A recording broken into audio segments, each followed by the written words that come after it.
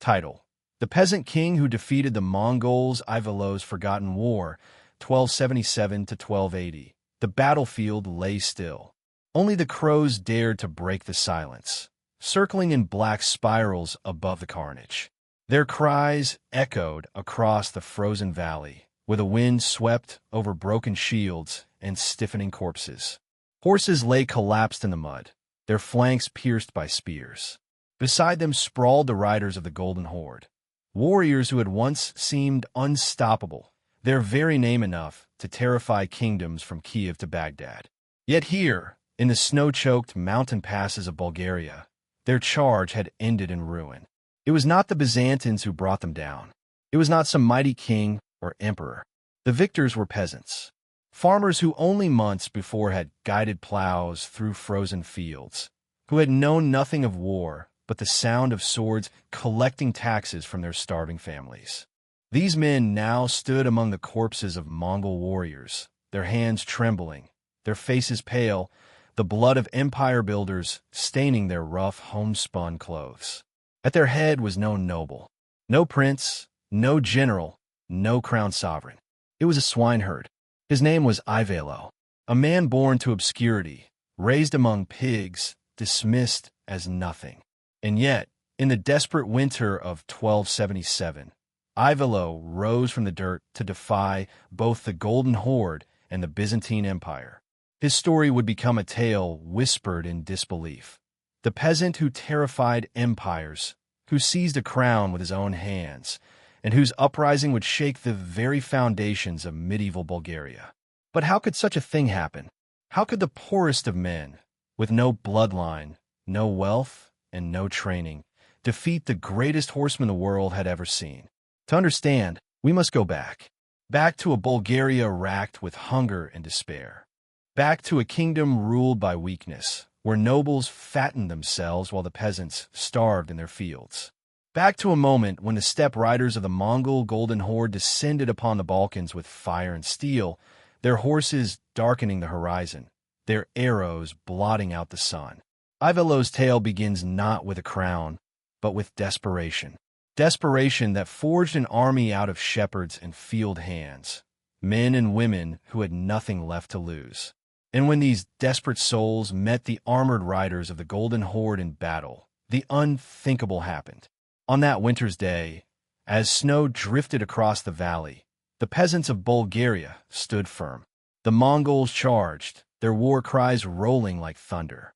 But the peasants fought with a fury born not of training, but of survival. Spears thrust upward, catching horses in the chest. Stones hurled from slings cracked against helmets. Crude axes, meant for wood, split through Mongol armor. And amid the chaos, Ivaylo himself fought at the front. Not a commander watching from the rear, but a man of the people, standing shoulder to shoulder with those who had followed him. And when the dust cleared, the impossible had happened. The invincible had fallen, and the rumor spread across the Balkans, across Byzantium, even into the ears of the Khans themselves, that the Mongols had been humbled, not by an emperor, not by an army of kings, but by a swineherd. The Byzantines, watching from Constantinople, laughed at first. They called him Bardakva, the cabbage, a mocking name for a man they thought ridiculous. But laughter gave way to unease, for as reports reached them, more victories, more Mongol blood spilled, the laughter turned to fear. Could this man, this nobody, truly challenge not just the Mongols, but the empire itself? This is the forgotten story of Ivaylo's uprising, the swineherd who became a king, the peasant who dared to challenge both the Golden Horde and the Byzantine Empire. A story of blood, fire, and betrayal. A story that asks one haunting question: what happens when the powerless find the strength to rise? To understand the rise of Ivaylo, we must first descend into the shadows of Bulgaria in the late 13th century, a kingdom battered, starving, and bleeding from every border. The Second Bulgarian Empire, once a formidable power under the great Tsars of the Asen dynasty, had withered.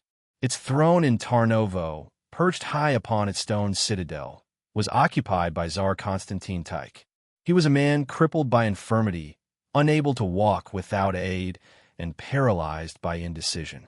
To his people, he was not a protector, but a symbol of weakness, a king unable to shield them from the storms gathering at every horizon. And storms there were.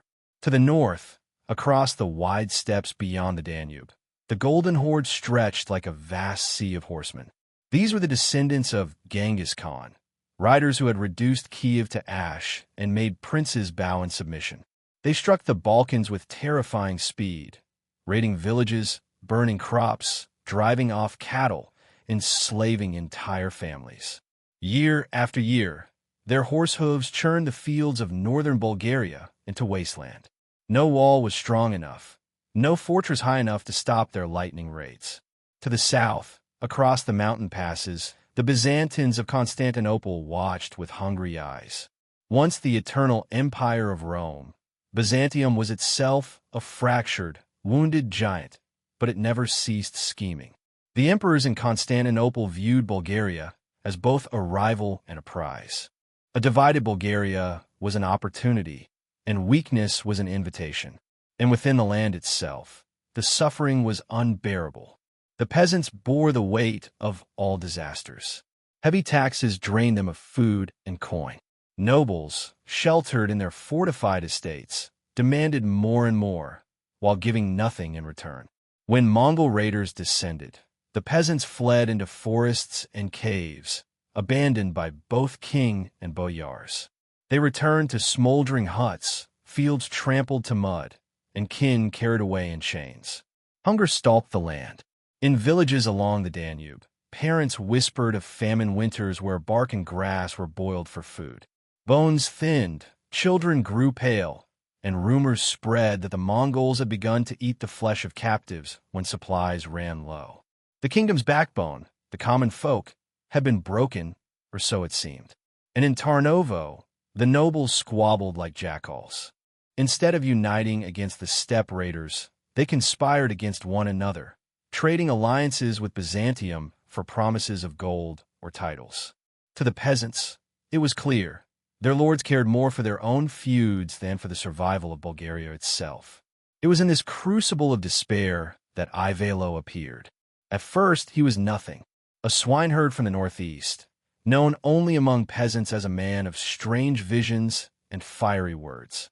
Some whispered that he had dreamed of saints who told him to rise and defend the people. Others claimed he was touched by madness. But what mattered was not what the nobles thought. It was what the starving believed.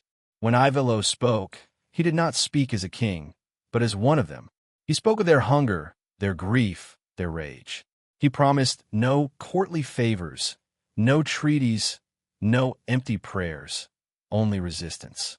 And in a land where hope had rotted, his words spread like fire in dry grass. Men left their plows and took up axes. Women carried stones and knives. They gathered not in castles, but in forests and valleys, forming a people's army. An army without noble banners, without trained knights, without foreign mercenaries. Only peasants, led by a swineherd, daring to believe they could fight back. The Byzantines mocked him, calling him Bardakva, the cabbage king. They laughed that Bulgaria's peasants had stooped to following a man of pigs. But behind the laughter was unease, for in their chronicles they wrote something else, that the peasants followed him as if he were a prophet. And when word spread that Ivaylo had faced Mongol raiders in open battle, and not only survived, but won, laughter turned to silence. This was the storm gathering over the Balkans in 1277, a kingdom abandoned by its rulers, a land torn between Mongol terror and Byzantine ambition. And in the midst of it all, a man with no crown, no pedigree, and no army in the traditional sense. Only faith, desperation, and a people ready to rise. The world was about to witness something it had never seen before. The swineherd of Bulgaria daring to challenge empires. The year was 1277, and the land of Bulgaria was a tinderbox. The Mongols pressed relentlessly across the Danube, riding out of the steppe in swarms that seemed endless. They moved with the same terrifying rhythm as the wind, silent one moment, roaring the next, striking without warning. Villages burned in the north, and the people cried out for help. But no aid came from Tarnovo. Tsar Constantine Tyche remained withdrawn in his palace, crippled in body and paralyzed in spirit, while the nobles bickered and plotted. And into this vacuum stepped Ivaylo. At first, his band was small, a desperate gathering of farmers, woodcutters, shepherds, and hunters. They had no polished armor, no fine steel. Most carried what they could find, scythes reforged into blades, axes still marked by the wood they had chopped, slings, and hunting bows. They were not soldiers in appearance, yet hunger and rage made them fierce. Ivaylo did not stand apart from them. He ate their bread, slept in the mud, and walked at their side. He fought where the danger was thickest, a rough figure with peasants' hands hardened by work. And it was this closeness, this refusal to elevate himself, that bound the people to him. They followed not out of obligation, but out of faith. The land itself became their ally. Northern Bulgaria was a patchwork of forests, rivers, and mountain passes. The Danube plain stretched wide and open, a tempting road for Mongol raiders, but beyond it lay the tangled Balkan mountains with their narrow defile and rocky ridges. Here, peasants who knew every goat path and hidden ravine could strike and vanish. What the Mongols expected, quick victories in the open field, turned into a war of ambushes and traps. Ivaylo understood this instinctively. He ordered scouts to shadow the horsemen, to wait until they scattered in small raiding bands, and then to strike. One village might burn, but the next would erupt with peasants lying in wait, hurling stones and spears from wooded slopes. Slowly, impossibly, the Mongols began to falter. Chroniclers tell us of one clash where Ivaylo himself led his ragged army against a full Mongol force. The steppe riders charged, arrows whistling through the air. But the peasants had learned to use terrain. They fought from a steep valley slope, where horses stumbled and arrows found less purchase. Ivaylo hurled himself into the fray, cutting down riders with a ferocity that stunned even his enemies. By day's end, the plain was littered with Mongol corpses, their blood darkening the snow. Word spread. The swineherd had slain the horsemen of Genghis Khan. This was no longer rumor. It was revolution.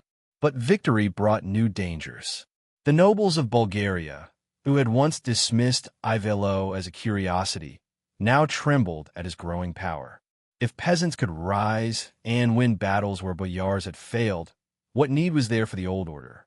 Ivaylo was not only fighting Mongols, he was fighting the very fabric of medieval hierarchy. And the Byzantines watched all of this with keen interest. In Constantinople, Emperor Michael VIII Palaiologos considered the matter carefully. He had spent years clawing Byzantium back into relevance after its humiliation by the Latin Crusaders. The last thing he wanted was a strong Bulgaria at his northern border, especially one united under a peasant king who could not be controlled. So Michael schemed. If Ivaylo's movement could not be destroyed by Mongol raids, perhaps it could be undermined with politics. The emperor opened negotiations with discontented Bulgarian nobles, offering titles and Byzantine gold in exchange for betrayal.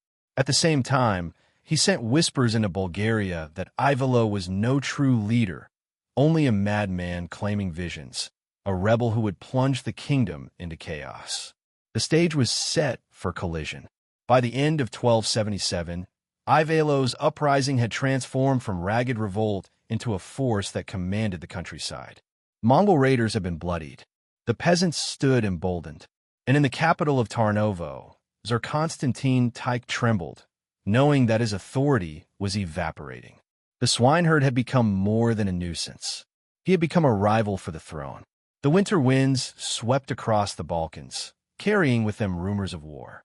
A peasant army stood ready to face the horsemen of the steppe and the might of Byzantium alike. The question was no longer whether Ivaylo could fight. It was whether he could survive the storm that was gathering, a storm of steel, betrayal, and empire. The winter of 1277 bled into spring, and by then, Ivaylo's uprising had become impossible to ignore. His army of peasants, hardened by ambushes and small victories, now moved with confidence. And when the Mongols returned, It was not terror that swept through Bulgaria, but anticipation. The clash came in the valleys north of the Balkan Mountains. The Mongols, enraged by earlier defeats, rode in with a force said to number in the thousands. They swept across the plain in a storm of hooves, their arrows blotting out the sky. To face them, Ivaylo could muster only a few thousand peasants, many barefoot, many with little more than wooden shields and hunting spears. The battle began as it always did with the Mongols. Thunder, horns blared, the ground shook, and then the horsemen came, black shapes surging across the plain.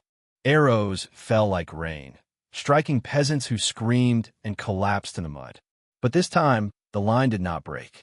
Ivaylo had positioned his men on a slope, rough ground where horses could not charge at full speed. Stakes and sharpened logs had been driven into the soil, a crude but effective barrier. Behind them, peasants hurled stones from slings, striking down riders as they approached. The Mongols pushed forward, but momentum faltered. Horses screamed as they stumbled. And then, with a roar, the peasants counterattacked. The air was filled with the clash of iron on iron, with the crunch of axes against bone. Ivaylo himself fought in the thickest press, a broadsword in his hand, his face splattered with blood, his voice bellowing above the chaos. Chroniclers record that he cut down rider after rider, his fury driving his men to fight beyond fear. By day's end, the impossible had happened again. The Mongol force was shattered. Corpses carpeted the ground. Survivors fled north across the Danube, leaving behind broken bows and riderless horses. The peasants had done what kings had failed to do. They had beaten the Golden Horde in battle. The victory was not just military. It was symbolic. Word spread like fire across the Balkans. Nobles who had mocked him now trembled. Peasants in distant provinces whispered his name as if it belonged to a savior. Even in Tarnovo, Tsar Constantine Tyke could no longer ignore the swineherd's shadow falling over his throne. And then came the most astonishing moment of all. The peasants marched on Tarnovo itself. In 1278, with Mongols repelled, Ivaylo's army surged toward the capital. The boyars, ever divided, found themselves cornered. Constantine Tyke's authority had collapsed. In the end, the Tsar was murdered, cut down not by Mongols, not by Byzantines, but by his own subjects. Into the void stepped Ivaylo, the swineherd who had become king. For a fleeting moment, Bulgaria stood reborn. Yet triumph carried the seeds of ruin.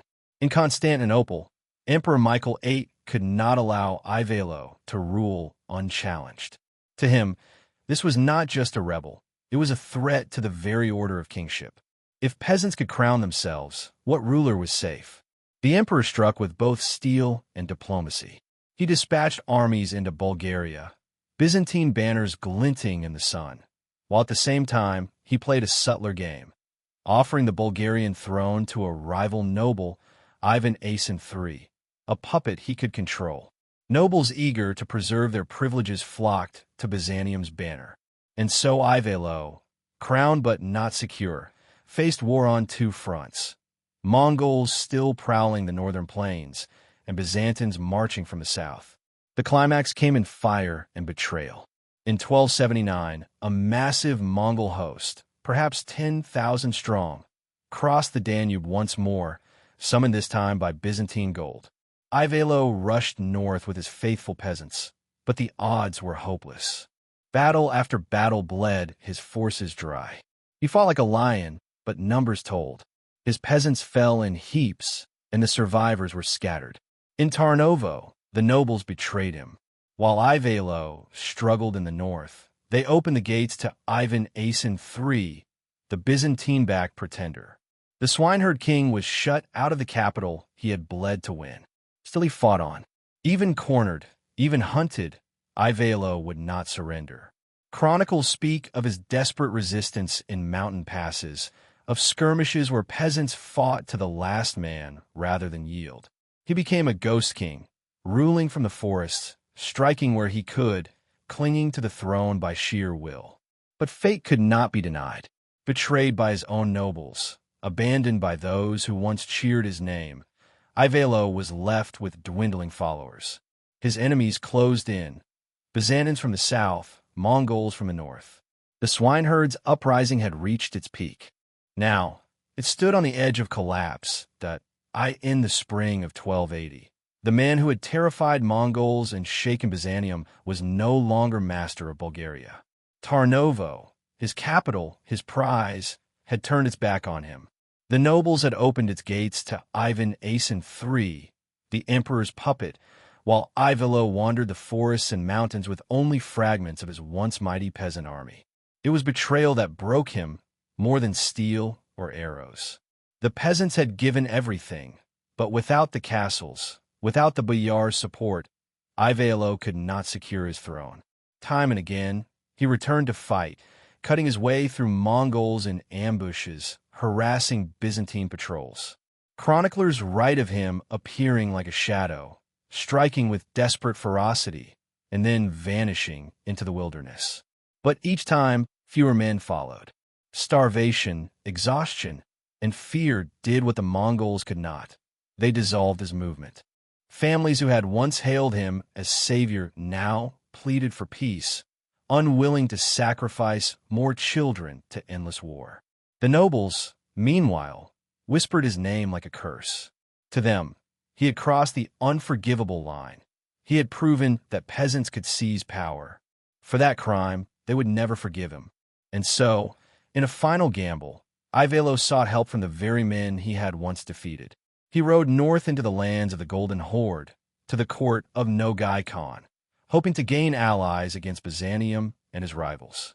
It was a desperate move, but in a world where kingship was built on foreign support, not unusual. Many rulers had bent the knee to the Khans and returned with armies at their back. But Ivaylo was no king in their eyes. He was a peasant, a rebel. And Nogai Khan saw little use for him. Instead of an ally, he became a liability. And so, sometime around 1280, Ivaylo the swineherd, the peasant king, was murdered at the Khan's order. Cut down not on the battlefield where he had earned his glory, but in exile, far from the land he had fought to save. His body vanished into the steppe. No grave, no monument, no crown. Only silence. Yet his death did not erase his legacy. Bulgaria remained fractured. The nobles quarreled. Ivan Asen III proved weak, and the empire slid further into decline. Within decades, it would face renewed invasions from Mongols, Serbs, and eventually the rising power of the Ottomans. The promise of Ivaylo's uprising, that Bulgaria might find new strength in unity, that even the lowliest of its people could lead, was lost to history. But his memory lingered. Among peasants, stories of Ivaylo lived on like half-remembered prayers. A man of pigs who had stood against the horsemen of Genghis Khan. A commoner who wore the crown of Tarnovo, if only for a fleeting moment. To some, he became a symbol of hope, proof that even the oppressed could rise. To others, a warning that if order broke, chaos would follow. And beyond Bulgaria, his name left ripples. Byzantine chroniclers, though they mocked him as the cabbage, wrote of him with unease. Here was a man who had beaten their armies, defied their emperor, and nearly overturned the order of medieval society. Even the Mongols, who had crushed princes and kingdoms, could not erase the sting of being defeated by peasants under a swineherd. History rarely pauses to honor such men. Ivaylo had no dynasty to preserve his memory, no courtly historians to glorify his reign. His story survives in fragments, pieced together from the writings of his enemies. Byzantines who despised him, nobles who betrayed him, Khans who discarded him. And yet, through their hatred, his greatness shines all the more. For a brief, burning moment, Ivaylo's uprising proved the impossible. That empires could bleed, that crowns could fall, that even the humblest of men could change the course of history. And here lies the haunting question. What if he had endured? What if the nobles had not betrayed him? What if Tarnovo had held firm, uniting under his banner? With Mongols beaten back and Byzantium in decline, Bulgaria might have risen anew under the leadership of a man born from its soil, not its palaces. perhaps the Balkans would have stood stronger against the storms of the coming centuries. Perhaps the Ottoman tide would have broken on a united front, rather than sweeping aside fractured kingdoms. We will never know. What we do know is that for 3 short years, a swineherd from the fields of Bulgaria defied the Golden Horde, humbled the Byzantines, and sat upon a throne that kings had died to hold. His reign ended in betrayal and silence, but his defiance echoes still, a reminder that history is not always written by nobles and emperors.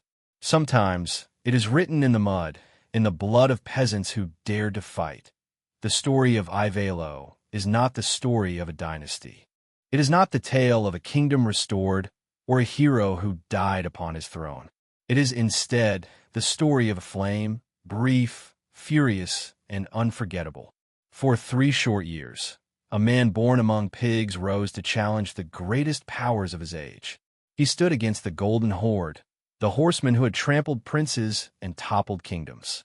He defied Byzantium, the empire that called itself the heir of Rome, and he forced the nobles of Bulgaria, arrogant in their wealth and bloodlines, to kneel before a swineherd. But the world was not ready for him. His crown was stolen, his allies betrayed him, and in exile he met a nameless death.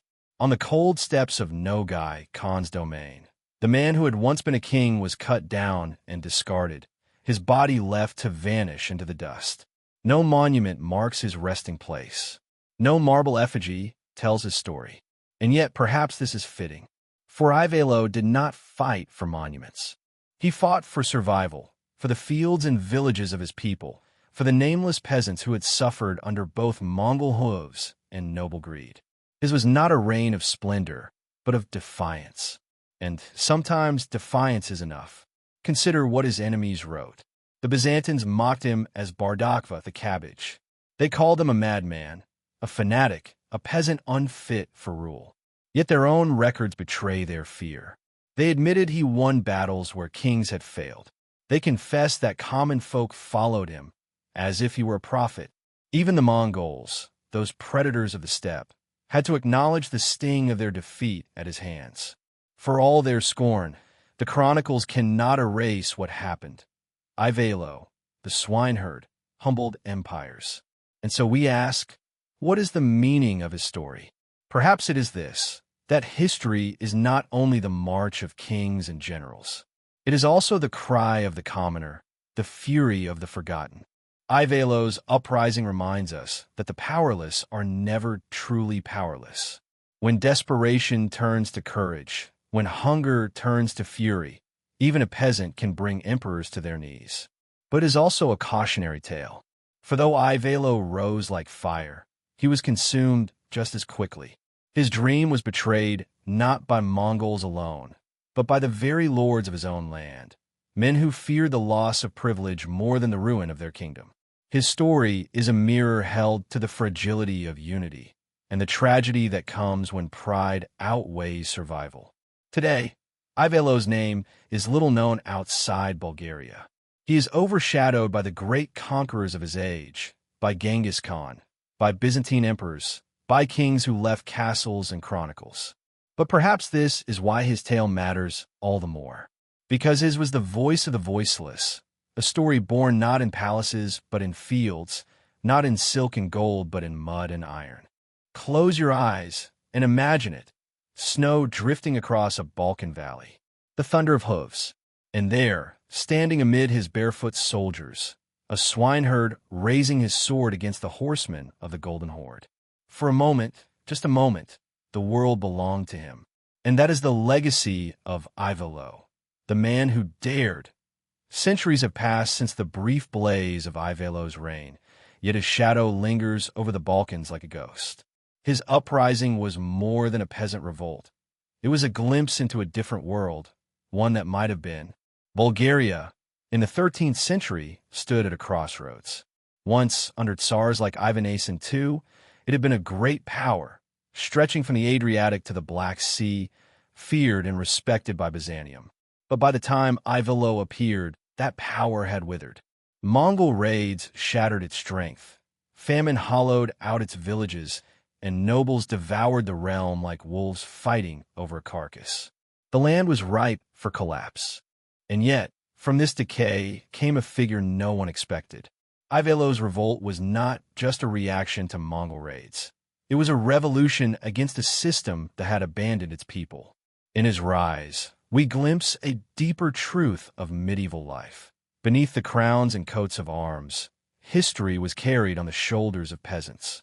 They plowed the fields, fed the armies, paid the taxes, and when all else failed, they took up arms themselves.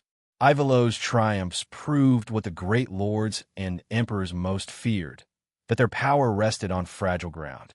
A swineherd with no pedigree, no allies among the boyars, no foreign backers, could nonetheless win battles that nobles could not.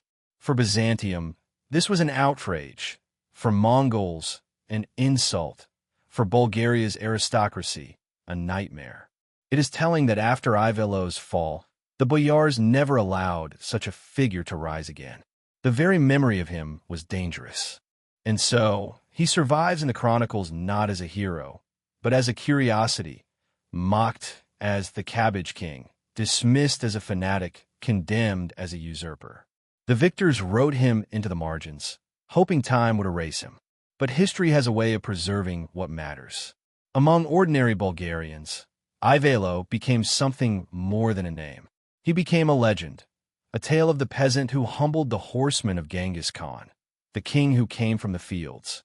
In folk memory, he was not Bardakva, the cabbage. He was Ivaylo the brave, Ivaylo the defender.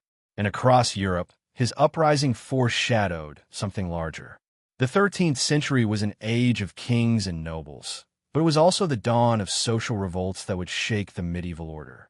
In France, England, and later Germany, peasants would rise in fury against lords who drained them dry. Most of those revolts were crushed, their leaders executed, their memory suppressed. Yet Ivaylo's revolt stands apart. For a brief moment, he succeeded. He not only defied kings, he became one. What does this mean for us today? It reminds us that history is not a straight line of royal succession, but a struggle of people, high and low alike, over survival, dignity, and justice. Ivaylo's story is not about the wealth of kings, but about the courage of commoners. His reign was fleeting, yes, but it left an eternal truth.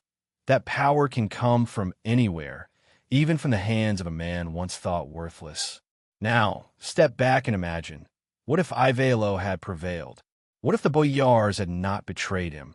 If Tarnovo had stood united under his banner? Bulgaria might have been reborn not as a kingdom of nobles, but as a kingdom of its people. The Balkans could have faced the storms of Mongols and Ottomans with new strength, guided not by dynastic squabbles, but by a leader forged in hardship. Instead, the opposite occurred. Division deepened, betrayal spread, and Bulgaria slid into decline. Within a century, the Ottomans advanced across the Balkans, sweeping aside fractured kingdoms that could not stand together.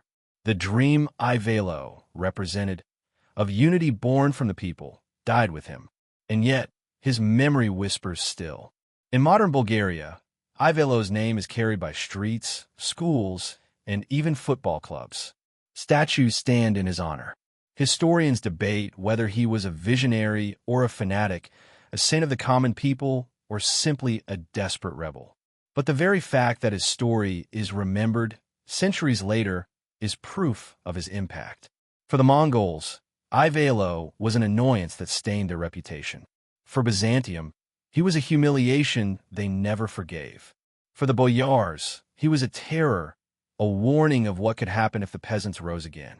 But for ordinary people, then and now, he is something else entirely, a symbol of resistance. And so, as the crows circle once more over the silent battlefields of history, we are left with a paradox. Ivaylo lost. His uprising ended in blood, betrayal, and exile. Yet in another sense, he won, for he proved that power is not eternal, that even empires can bleed, and that even the humblest man can stand against the storm. That is why we remember him, not as the Cabbage King, but as Ivaylo, the swineherd who terrified empires.